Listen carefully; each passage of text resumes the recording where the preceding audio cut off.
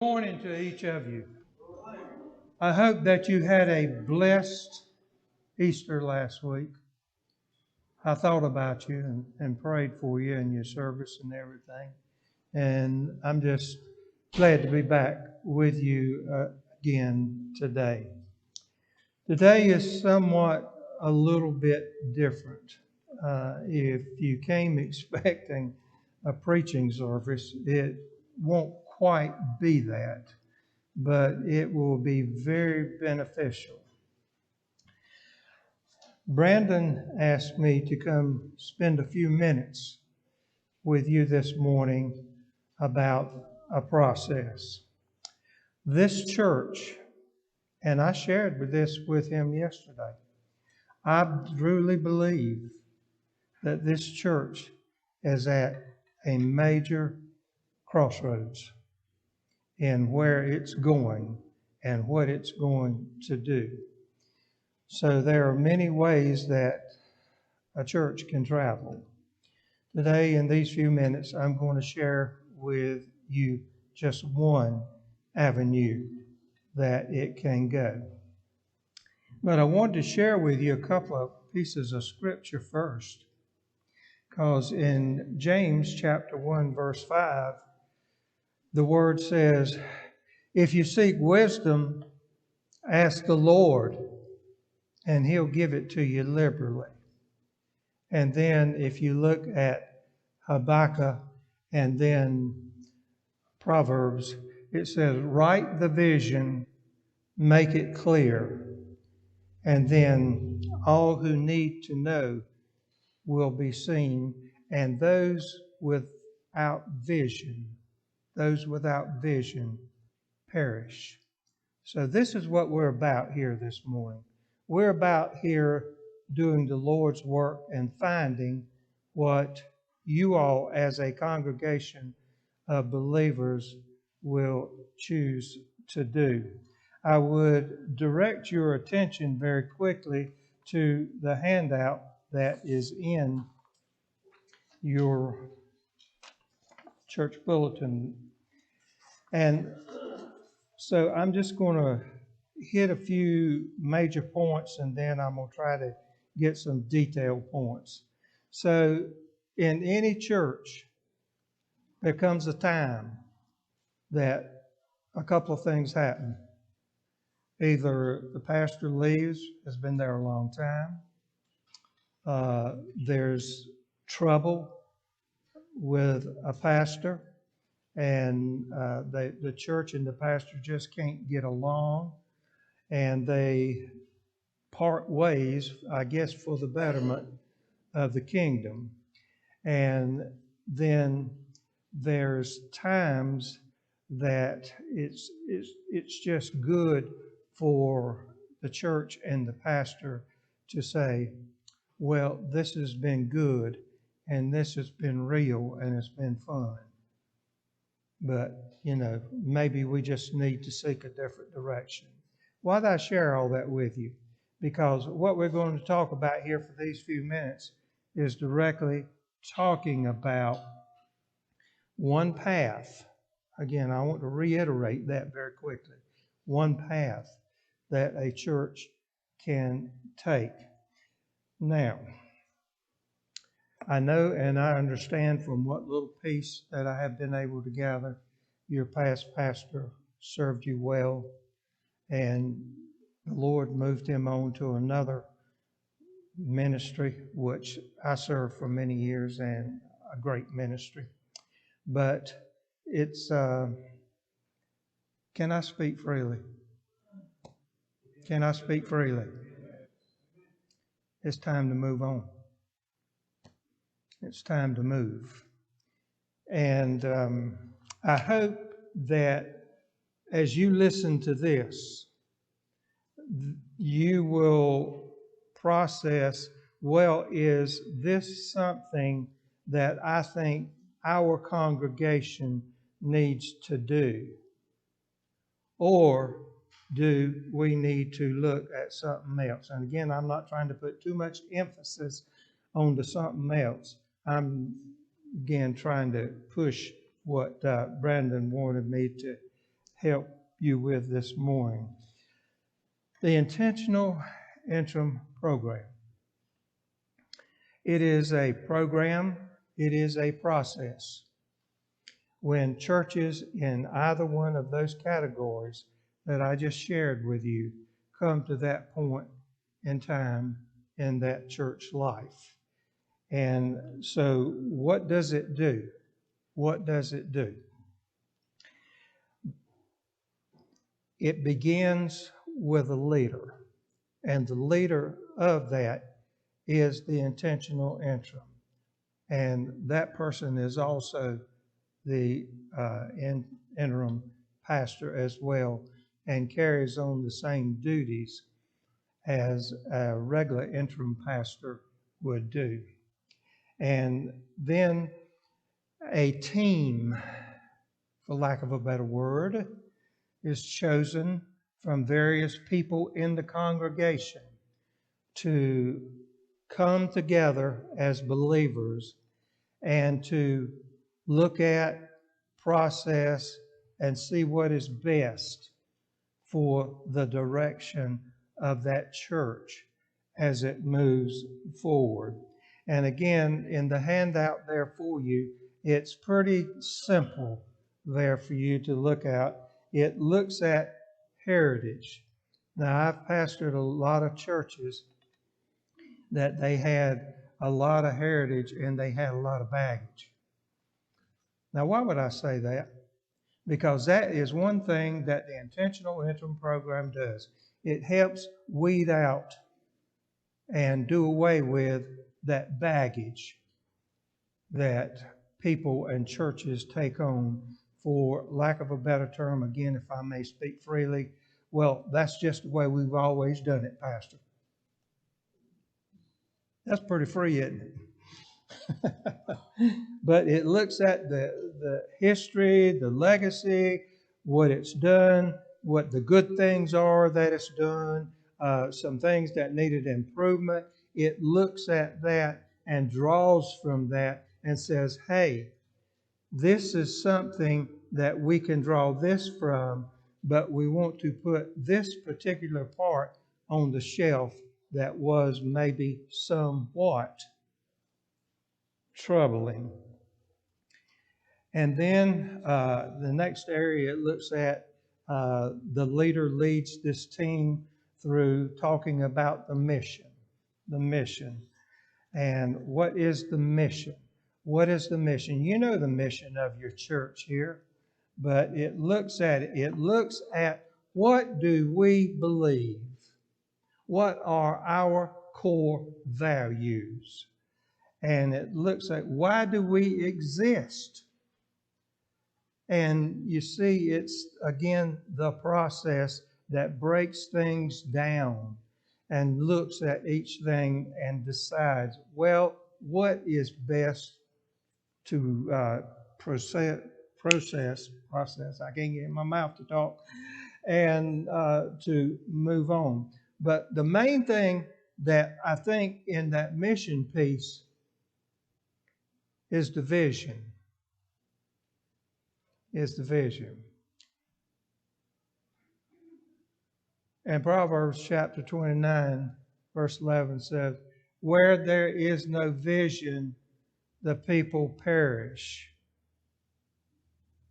You got to believe that, folks, because I've worked with churches that, such as you all in this process and other processes, and they had lost their vision. It became, again, if I may speak freely today, I promised myself I would not do that, but if I may, it's a process that allows you to look at your vision. What is our vision? Have we lost our vision? Hard things to say, make your mouth say. But it looks at those. And then what do we need to do to get our vision back? And part of this team that works with the intentional interim does that. Another part that it looks at is the leadership of the church. Well, it makes good common sense, doesn't it, that when a pastor such as yours who has been gone a long time, well, the leadership falls on the deacons and other members of the church.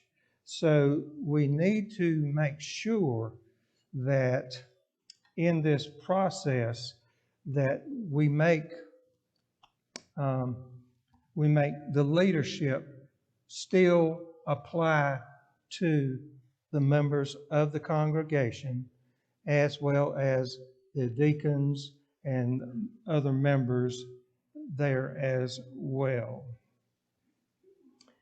And then I'm just going to generally do these, and then I'm going to try to get just a little bit specific. And then you see number 4 is connections, refers to all the relationships. You look at what are relationships in the church. What are they today? If you had to categorize and tell me, well, okay, Ben, the relationships in this church are what? Or what? And the congregation looks at how they interact with each other. Very important thing.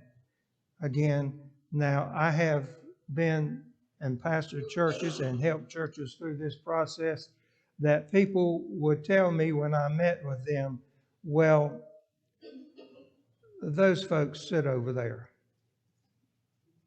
Now, I don't remember Jesus ever saying that, do you? No. And categorically, Jesus never led a church to break up, did he? No. He encouraged them, strengthened them, and helped them to do what was there. And then everybody, not everybody, but a great majority of the people, when you start talking about this intentional interim program, is that they want to automatically warp speed into, well, how soon can we get the next pastor? As I shared with Brandon and the others a couple of weeks ago when I came up here on a Monday or Tuesday night, that should not even be a question right now. It shouldn't be the question, because that is the very last thing in the process. Once you have gone through all these little pieces right here, because I'm going to put it in 2 words for you. The 2 words are a church, this church, any church needs to be spiritually healthy.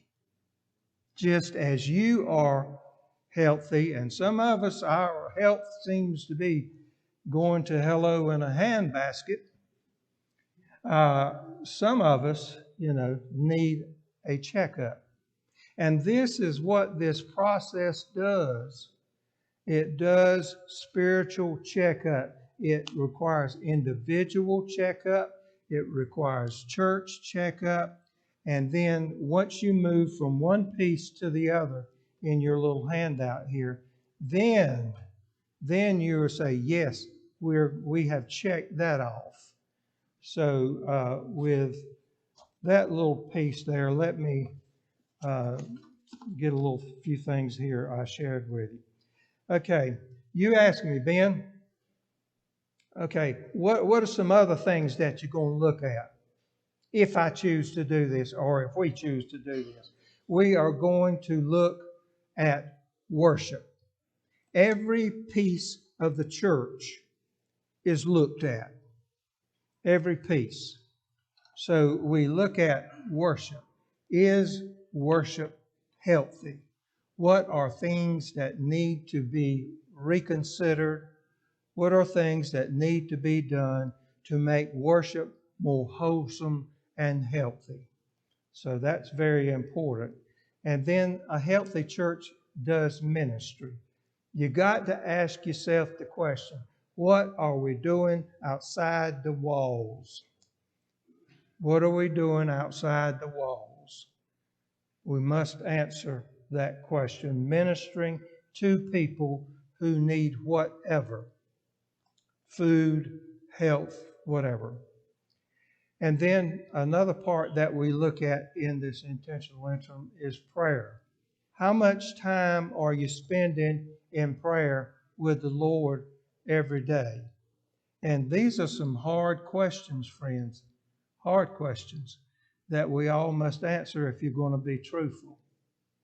And then it talks about discipleship. I can remember as a young man growing up in church in discipleship, I went through many discipleship programs. But we, as believers, are to disciple other believers and new believers. So it talks about how do I disciple someone else. Then it talks about fellowship, which I briefly touched on just a moment ago. How is the fellowship here? How are we? What do we need to do to make the fellowship better? And then there's evangelism. Wow. And we as Southern Baptists totally believe in all-out evangelism. So what are we doing outside the walls to reach people? What are we doing to share Jesus with someone else? And one of the major pieces you got to get over that a lot of people have shared with me and continue to share with me, well, I'm afraid of what somebody's going to say to me. Don't ever worry about that, because you are working for the King of Kings and the Lord of Lords. And don't ever, ever forget that.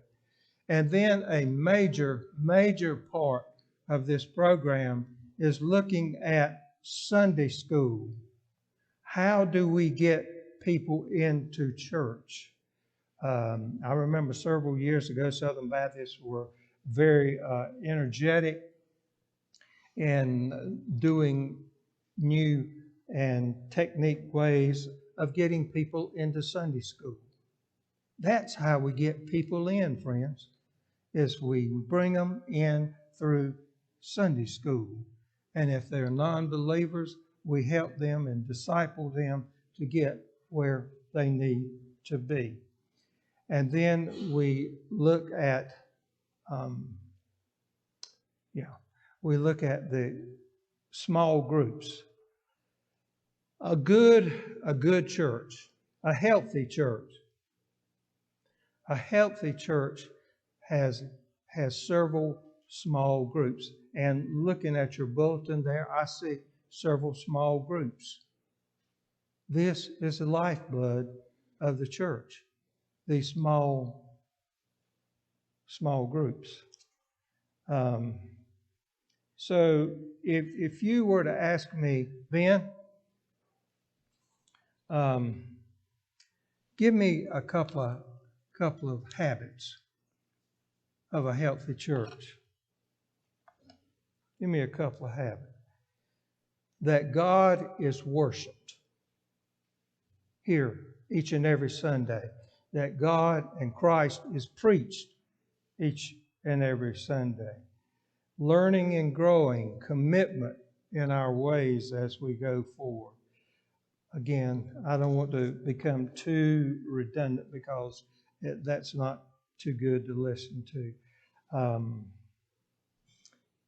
And again, part of that person, should you choose to elect to do this particular route, is to come in and again pick the team. And the team will look at all these things that we have talked about and decide, what do we need to do? How can we make it better? What do we need to put on the shelf? How can we change worship? How can we do this, this, this, and this? That's what it's about, friends. It's a look inside yourself. It's a look inside the very being of this church. What does it believe? What does it stand for? What do you want it to be? And what are you willing to do to make it better? That's basically what it does. Now, how long does it take? It can take 3 weeks, take 6 weeks, it can take 3 months, it can take 6 months, it can take 9 months, depending on how in depth the process is. And I say to you, there's no need to do this unless you are going to be all in. All in. Don't go halfway with this. And that was probably another one of those things I probably should have not said, but I have seen it fail in churches where I tried to lead them and they did not go all in. What does it require from the team to help? And then it requires each of you to pray.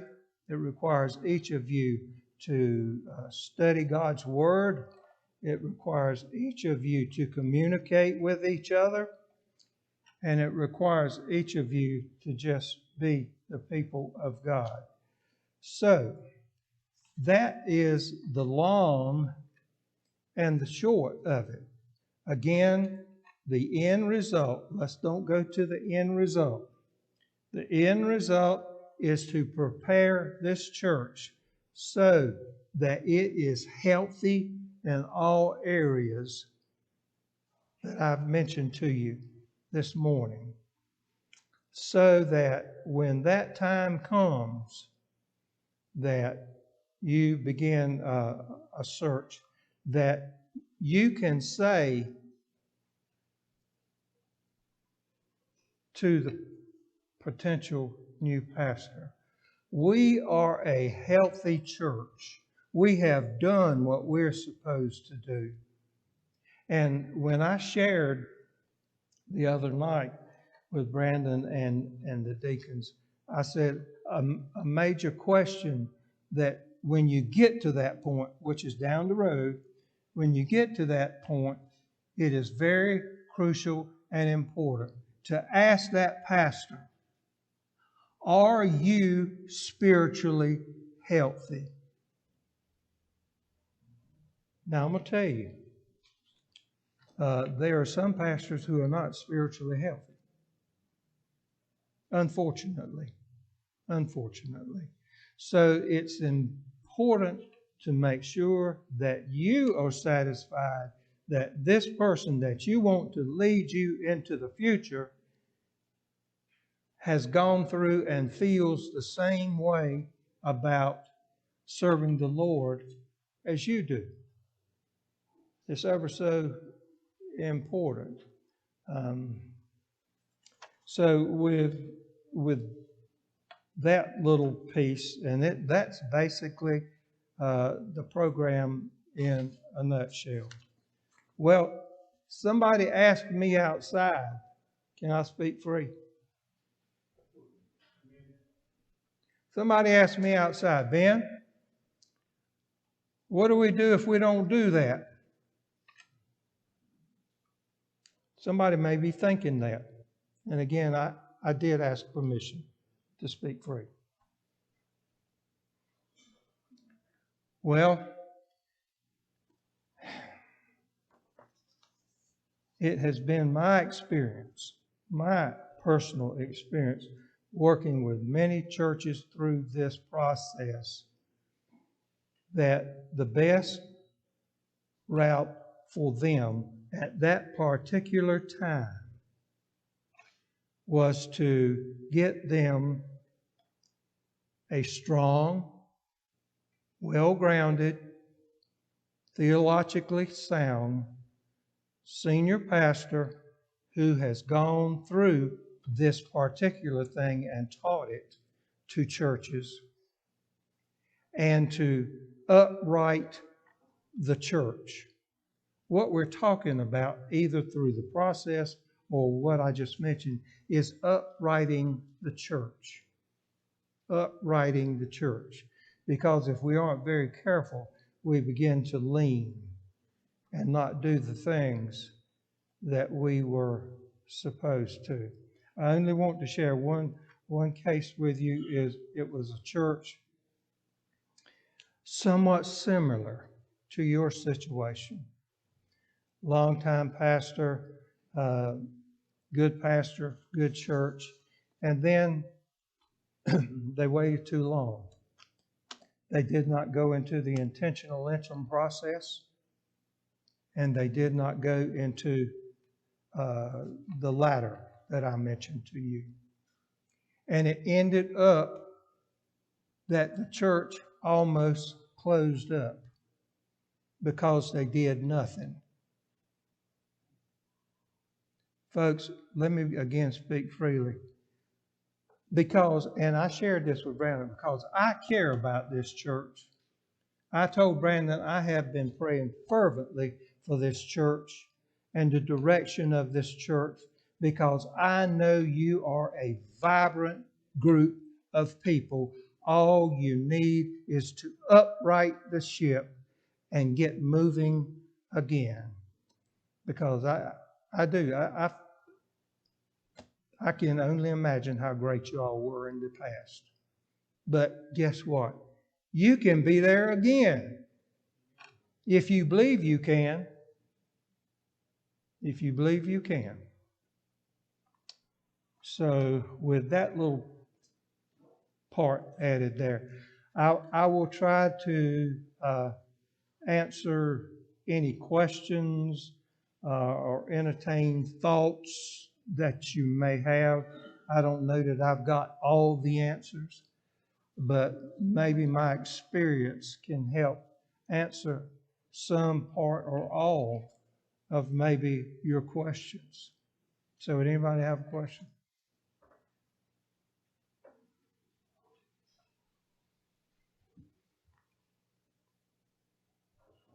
Okay. Yeah, let's see what. We had one back here.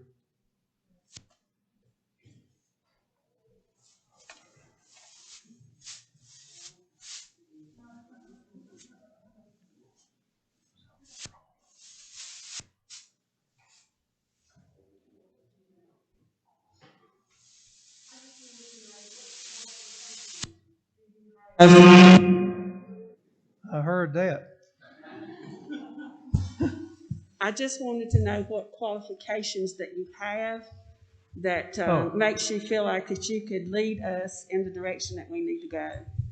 Okay, I've completed this program, and I have worked with several pastors, sort of like a on-the-job training to hone up my skills so that I could be better able to help churches at that point in time.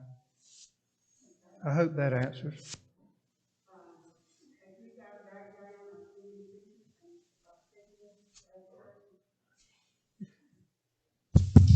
Do you have a background of where you've been preaching at other churches during this time?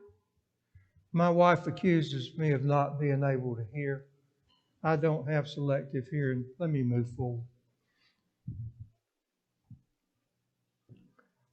Matter of fact, she's going to make me have a hearing test this week. I just wanted to know what your background experiences are as preaching. Have you been preaching for a long time? Yes, ma'am, I have. I am 75 years young, and I have been preaching since 1990. I was in the Army Reserve, and I was in Operation Desert Shield, Desert Storm, and the Lord called me while I was in Saudi Arabia to preach. And I came back and went to Gardner-Webb University. I already had my undergraduate degree and went there and got my MDiv and been preaching at churches ever since. I hope that answers. Again, I'm sorry I can't hear, but she's going to take care of that for me.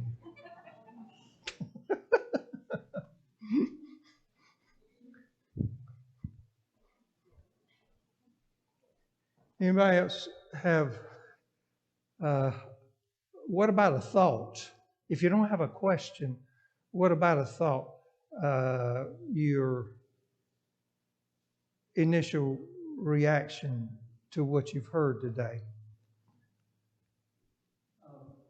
So if you decide to take you on or whatever, your other responsibilities that you have, Mm-hmm.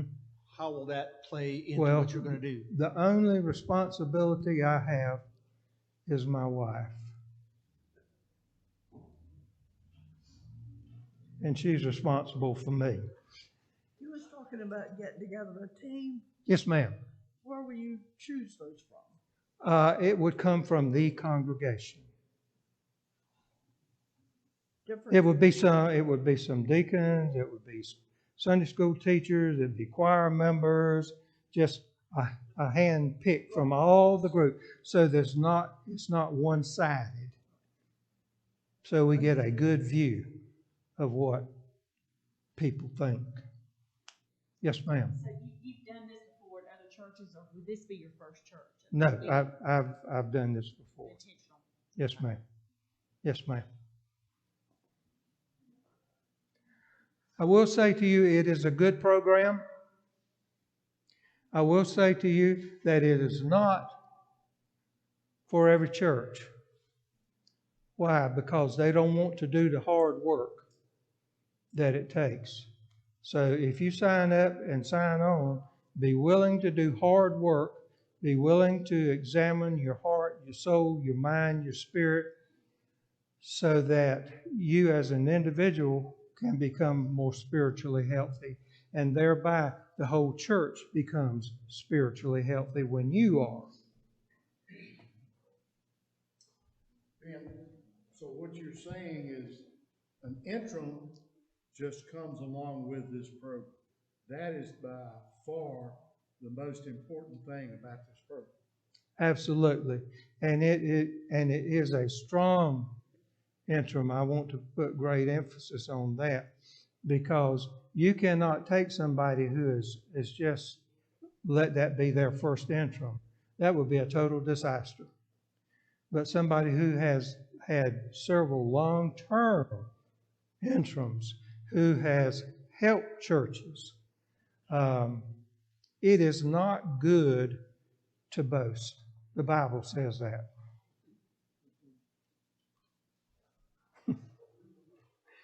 But I can only share, I have in past brought back churches where they were getting ready to shut the door. It was hard work. It took a long time, but we got them where they needed to be. And medium-sized churches, and then churches your size right here.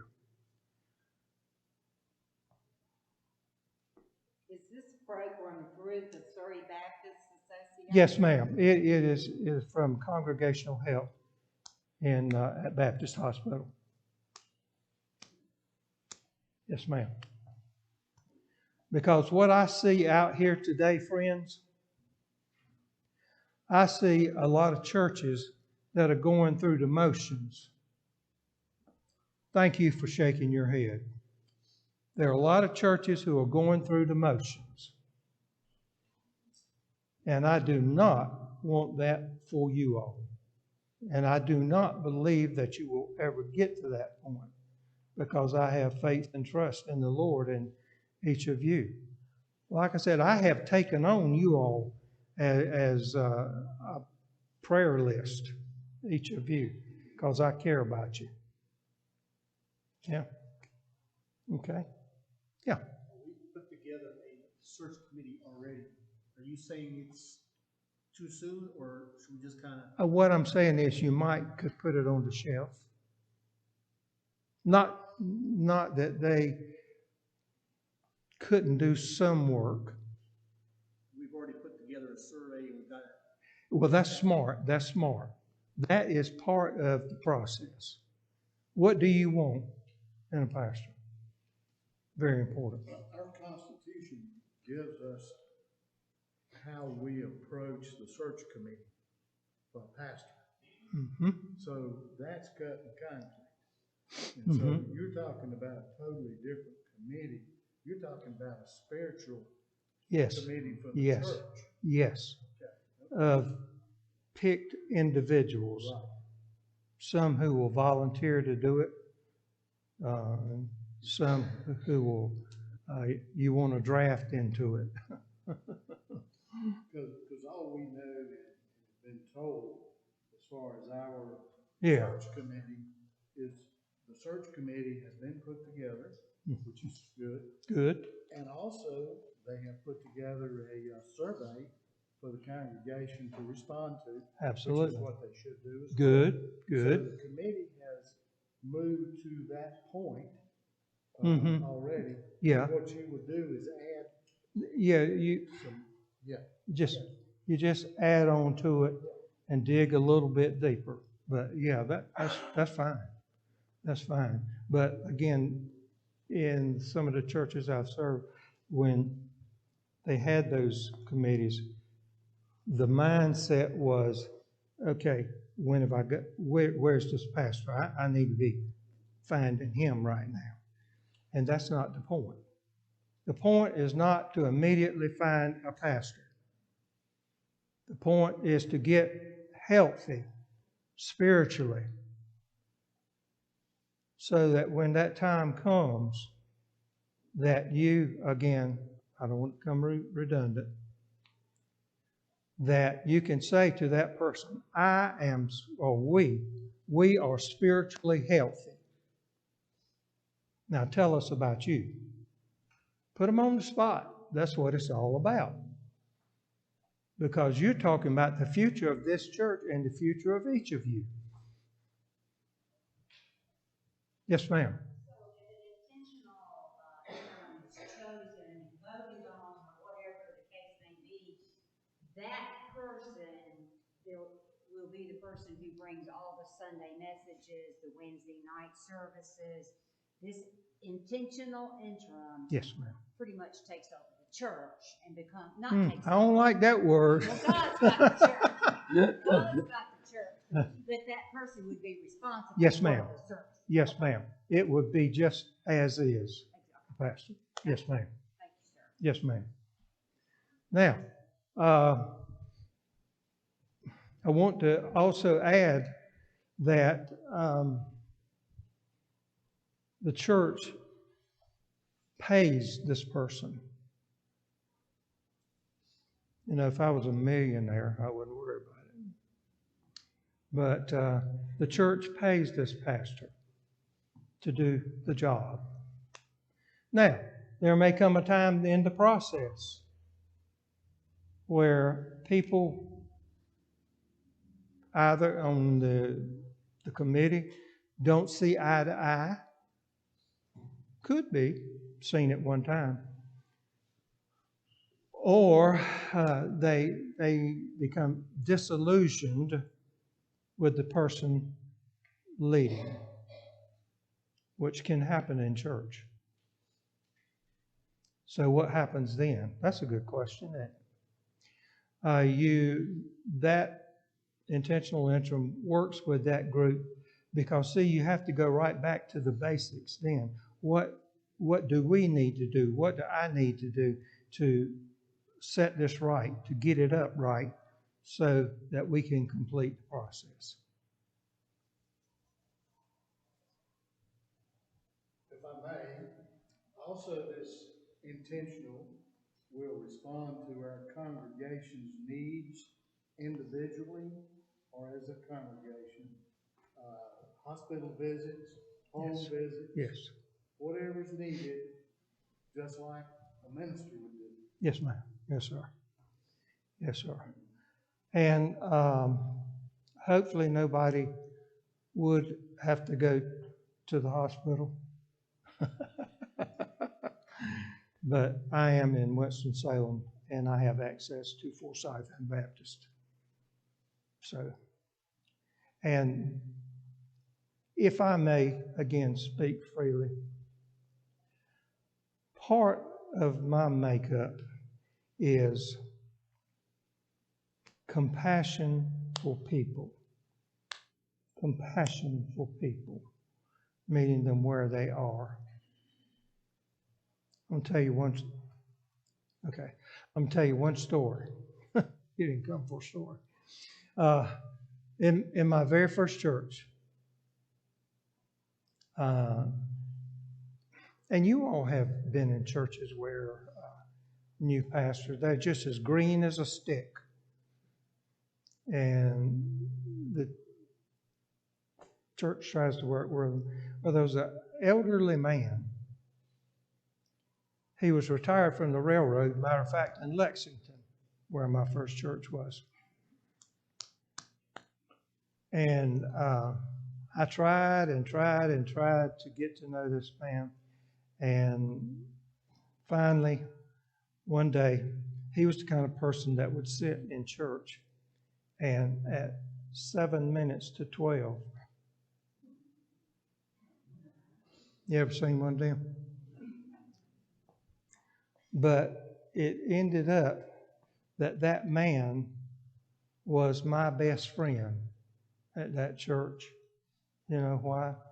Because when he was sick, when his family was sick, when he had a family member to die, and when there was a crisis, he said, Ben, let me tell you something.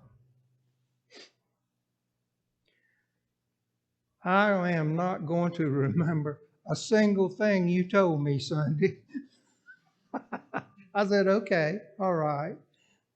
But you know what? I know that if I need you, you're there. And see, people remember that.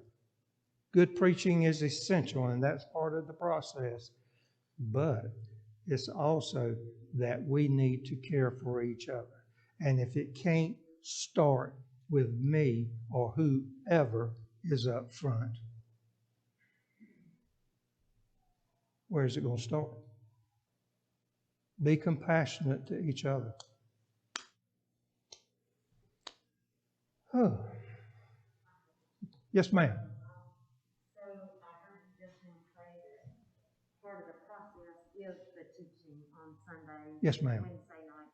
What in addition to I'm sorry, what? what else besides the services does the process entail? Well, it involves the meeting of that committee, and there's a lot of meetings, and there's a lot of congregational involvement too, where the committee says, "Hey, let's bring this church together. We need to talk about this and see what your idea is." So there's that involvement that pulls them in, and so it's. I hope that answered your question. I don't know. I guess y'all can probably tell I am a just as I am kind of guy, without one plea. Jesus died for me. One other thing, Yeah. if I understand this correctly, if this were to happen, Yes, ma'am. Yes, sir. and we were into the program for 3 months, let's say, Mm-hmm. and for some reason, the committee, Mm-hmm. the congregation says, hey, we want to stop this. Or if you say, Yeah. I want, Yeah. the relationship can be severed immediately. All right. Absolutely. Absolutely. Sadly and unfortunately. That's not a good word to use, so everybody understands. Yeah, absolutely. Well put. Well put. Well put. And again, like I said, it's some churches embrace it, grow, and are so much better. And then some churches say, it is just too hard. I don't want to do the work that it takes. So you got to be honest with yourself when you decide this. Am I willing to do the work, the hard work, examining myself as well as other parts of the church? What's the success rate of churches that go through this program? Very good. If they'll stick with it. But there comes a time when, like you say, some may not want to stick with it. Say, this is just a little bit more than I want to do. Why don't we just go out here and get us a preacher and let's go on, let's go. And that time will come. at the end of the process. But the big thing as well, though, is you help this search committee in reviewing Yes. applicants, Yes, asking the right questions, because you'll put together a question and answer for this candidate. yes, Answer. absolutely, You help them with that absolutely. and review all Because see, you know, I mentioned to you all, if you're going to do it, be all in. Be all in. But it's the same thing for me. Once I start the process, I'm all in, short of the Lord calling me home.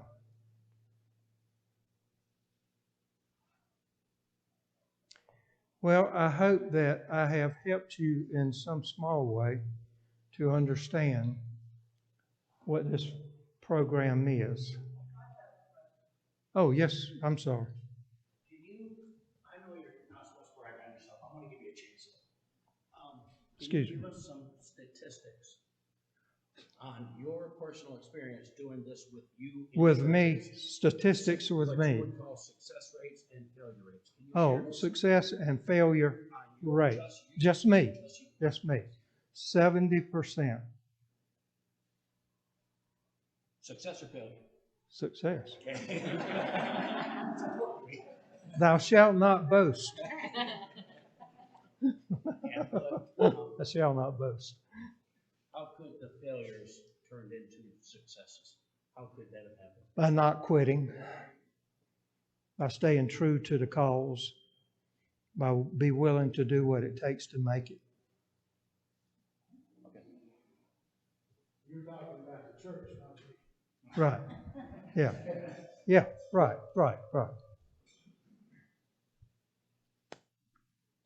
So I appreciate you listening, and I guess they'll make decisions next week or sometime in the future. Sometime in the future. Yeah. But I do want you to seriously ask yourself the question, is this something I want to do, or do I think it's best for this church? Because you know the church a whole lot better than I do. And is this something that I want to see us do? And, you know, it's either up or down. It's a yes or no. And then I'm not going to go out any further on that one. But, you know, just be sure. I do want you to pray fervently, just as I have prayed for you all. I want you all to pray fervently about this. Just don't not think about it all week and come in, oh, yeah. No, you can't do that. You can't do that. So please spend time in prayer about this so you can make an informed and godly decision. That's what you really want, isn't it? A godly decision. And like James says, if you want wisdom, God will give it to you freely. Won't charge you a thing. Okay. Well, I think that takes care of my little part.